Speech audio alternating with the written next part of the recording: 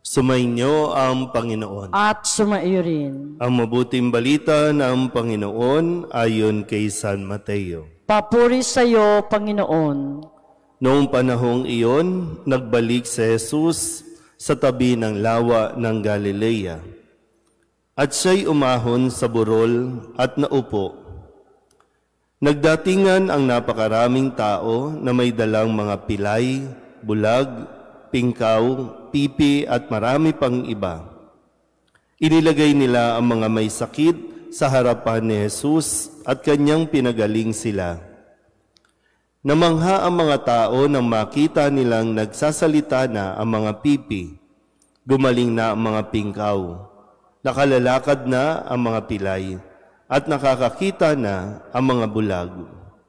At nagpuri sila sa Diyos ng Israel. Tinawag ni Jesus ang kanyang mga alagad at sinabi, "Nahabag ako sa mga taong ito, sapagkat 3 araw na ngayong kasama ko sila at wala na silang makain. Hindi ko ibig na sila'y paalising gutom. Baka sila mahilo sa daan." At sinabi ng mga alagad, "Saan po tayo kukuha rito ng tinapay na makasasapat sa gayong karaming tao? Ilan ang tinapay ninyo riyan?" Tanong ni Jesus sa kanila. "7 po," sagot nila, "at ilang maliliit na isda." Ang mga tao'y pinaupo ni Jesus sa lupa. Kinuha niya ang 7 tinapay at ang mga isda at nagpasalamat sa Diyos. Pagkatapos, pinagpira-piraso niya ang mga iyon at ibinigay sa mga alagad para ipamahagi sa mga tao. Kumain ang lahat at nabusog. At nang tipunin nila ang mga tinapay na lumabis, nakapuno sila ng 7 bakol na malalaki. Ang mabuting balita ng Panginoon. Pinupuri ka namin, Panginoong Hesukristo. Isang magandang umaga po sa inyong lahat. Ngayon po ay Miyerkules sa unang linggo sa karaniwang panahon o panahon ng pagdating ng Panginoon. Naniniwala pa po ba kayo doon sa ating sinasabi na God will provide? Naranasan niyo po ba yun? Yung bang minsan yung kala mo walang-wala na at dahil nagtiwala ka sa Diyos, hindi mo na napansin, sobra-sobra pa yung inaakala mong mauubos.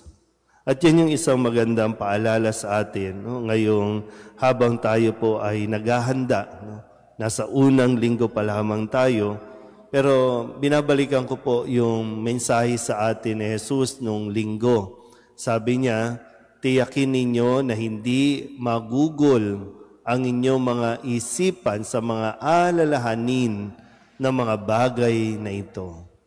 Kasi nga, no, marami ang natatakot na, natataranta na, hindi na mapakali sa kung ano ang gagawin, anong ihahanda, saan kukuha.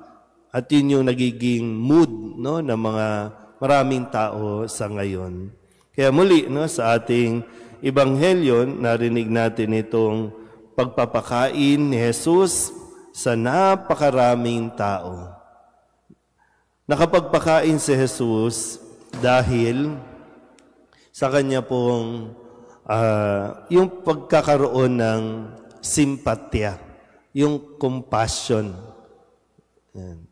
Hindi na kayo bibili ng lobo. Ano na tayong lobo? Pupunta yata sa akin si Labubu. Hindi natin na po. Simpleng bagay lang, pwede na tayong sumaya, di ba? Sa lobo lang, sasaya na. Hindi sa maraming pera tayo sasaya. Di ba? Kaya sana po no, makita natin dito yung pagkilos ng Diyos. At talagang nasa Diyos talaga eh. Pero mo sabi niya, dahil sa nakita niya, maganda kasi po yun, no? Pag nakikita mo ang sitwasyon, tapos nauunawaan mo, nakaka-relate ka sa kung ano ang pinagdaraanan at pagdadaanan ng iba, napakadali para sa atin ang magbigay. At kapag hindi tayo natatakot magbigay, doon mas lalong dumadami, nadodoble, triple yung biyayang natatanggap natin na kung tutuusin, hindi naman na natin kailangan kasi mayroon na tayo, sobra-sobra pa tayo. Kaya dito sabi ni Jesus, di ba? Anong mayroon sa inyo? Yun naman tinanong niya sa mga alagad Anong mayroon kayo? Pag tinanong ko kayo, anong mayroon sa inyo? Anong mayroon sa atin? Anong sinasagot natin? Wala. Di wala talaga. Kahit mayroon, ang sinasagot natin, wala mayroon naman talaga. Ano ginawa ni Jesus? Sige, kinuha, nagpasalamat. Anong mayroon? Magpasalamat. Di ba ganyan din naman lagi tinuturo ninyo sa mga bata? Narinig ko rin yan sa mga magulang ko noon Kung anong mayroon, magpasalamat. Hindi yung kung anong mayroon, magreklamo ng magreklamo. Kung anong mayroon, magpasalamat at hayaan mo ang Diyos ang kumilos dyan. Kaya, ito, yung 7, nakaipon pa ng labis-labis. 7 bakol na malalaki. Talagang totoong, God will provide sa mga taong unang-una, marunong magtiwala sa Diyos at pangalawa, marunong magpasalamat sa kung anong mayroon. Amen?